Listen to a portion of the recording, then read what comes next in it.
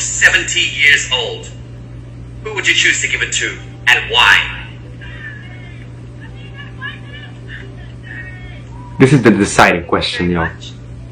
I would choose to give it to the 16-year-old only because I believe that children are the future. They are going to make the world a better place. They are the ones that are going to set examples for the future generation. And I believe that I will give it to the 16-year-old because I want the 16-year-old to have a better future in life. I believe that they are going to change the world. We need change for our world. Pok Rao.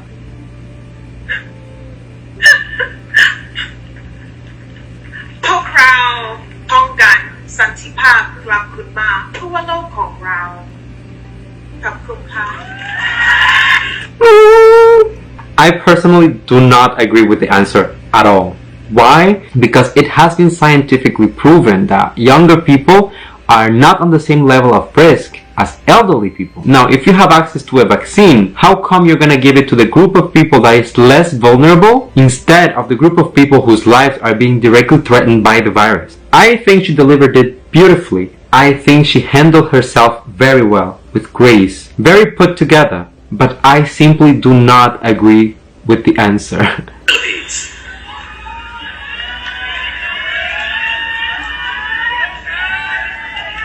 My heart goes to senior citizen because my mom is turning senior citizen and I experienced the loss of my dad 4 years ago and I cannot afford to lose my mom. My heart goes to them because they are the most vulnerable during this time. A 15-year-old has the stamina to fight the COVID-19 pandemic, and with proper exercise and healthy living, they can live with it.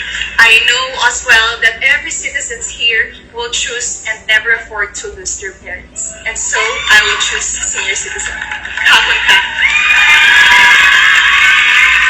There you go. Period. I mean, what else is there to say? For me, it's really a matter of saving a life. A 15 years old is not as vulnerable to the virus as an elderly person. And I feel like they put the emphasis too much on the fact that, yeah, youth are the future, but elderly people are the ones who built the society that we live in today. So that is something that you cannot forget. You cannot be ungrateful and say just because you're old and, you know, whatever, go to hell, and we're gonna take care of the young one. Something that bothers me a little bit when it comes to Miss USA is that every time she's delivering an answer, I see that she loses her focus a little bit. She starts like laughing with the audience, and that's fine when you're interacting with the public, not against it, but when you're answering to a serious question like this one, I expect that, for you to be serious.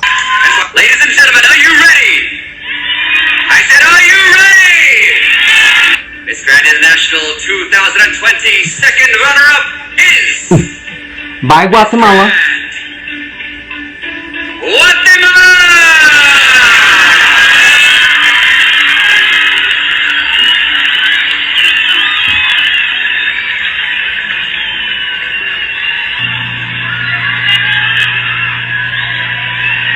Girl, here we go. Wow! Make some noise, guys! Our second runner-up, Miss Grand Guatemala here. Only 2 ladies remain. One of them will be crowned Miss Grand International 2020.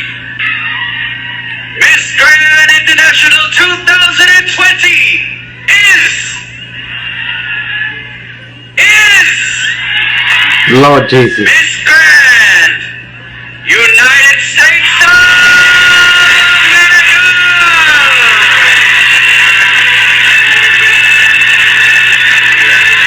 Congratulations! I mean, look, I think this is a little unnecessary, and once again, I'm not judging. I know that in a situation like this, sometimes the nerves can take the best of you, but when I was reacting to this video for the very first time, I told myself, they're both exactly in the same situation. Like, none of them knows who's gonna be the winner. What if both of them start reacting the same way as Miss USA is reacting right now?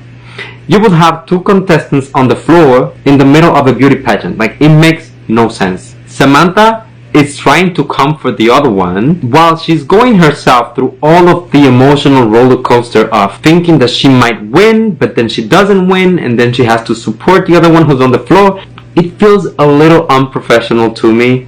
And once again, this is just my personal opinion. There's no hate whatsoever when it comes to this. It's just how I truly feel. Tell yourself that all of these ladies had months worth of preparation before they got to this point in the competition.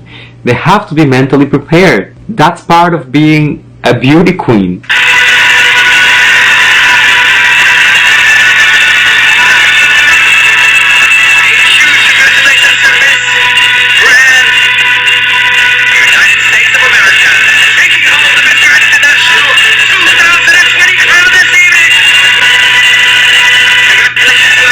Okay everyone, so let's talk a little bit about the video. To be honest, my opinion has remained the same from the previous reaction, is that personally speaking, my winner for me, it's still Miss Philippines. Am I biased? I don't think so at this point. In the first reaction, maybe yes. Through this video, I've been able to just gather my own information and come up with my conclusions. And I think that during the video, I gave you enough comments to kind of support that decision. But just because of that, it doesn't mean that we should discredit Miss USA. She definitely worked hard to get there. She's beautiful, she's smart, she got the brains, and at the end of the day, we as part of the audience, we have to realize that the final decision does not belong to them. It belongs to the judges, it belongs to the beauty pageant. So if we should be judging anyone at the end of the day, should be the competition itself. If anything, it's gonna make Filipinos look like sore losers. And that's something that you definitely don't want. Samantha came here being humble, being gracious, showing how smart she is, showing her beauty, and most of all, representing for Filipinos all over the world. She delivered what was expected from her. Now, if we start throwing hate at other queens, we are giving a bad look to Filipinos. And we cannot let that happen. My advice for everyone is, let's try to move on together to better things. And show kindness to Miss USA. Go and congratulate her. And then go and support Samantha. Send her love. Send her appreciation. Thank her for representing the Philippines so well on an international stage. That's how you show the heart of the Philippines to the entire world. Okay everyone, so I think those were pretty much my thoughts about this video. I don't know if you agree with some of it, with all of it, or with none of it. It's up to you. But once again, this is an open conversation. I want you to go down in the comments. Let me know, what do you think? We're all adults and we can have a respect.